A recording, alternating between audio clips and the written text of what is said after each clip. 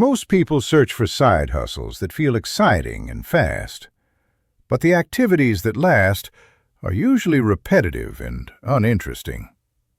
I wanted to understand what happens when you remove hype from the process.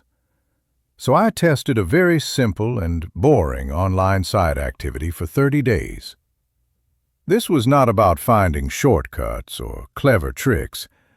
It was about observing what a realistic process looks like over time. I chose an activity that required no audience and no personal visibility. There was no personal brand and no promotional element involved. The setup was intentionally minimal. I used basic tools and followed a fixed daily routine. Each day I worked on the same type of task. I stayed within a defined time window and avoided multitasking. There was no optimization during the first phase, no automation, and no attempts to speed things up.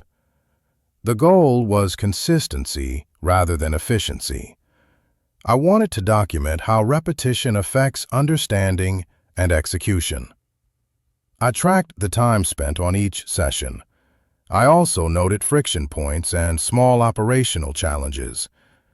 This kind of process is easy to dismiss at first, not because it is complex, but because it feels slow and uneventful.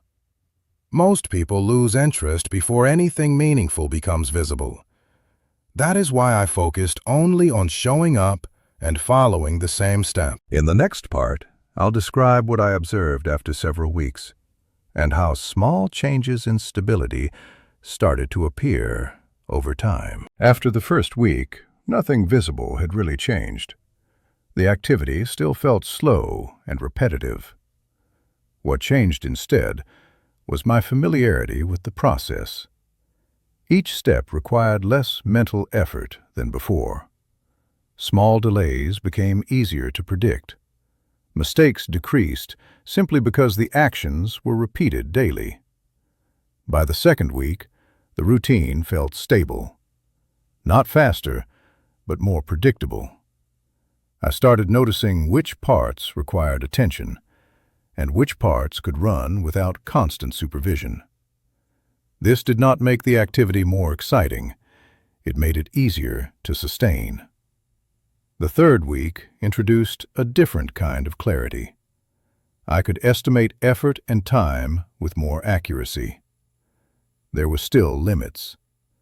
Some days required more focus than others, but the overall structure held. No major changes were needed to continue. By the end of the test, the most relevant outcome was not a number. It was understanding what consistency actually feels like. This type of activity works only if expectations are realistic. It rewards patience, not intensity. That is the main difference between boring processes and fragile ones.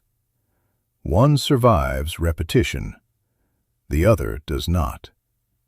This experiment helped me filter what is usable from what only looks attractive, and why most sustainable systems look simple from the outside.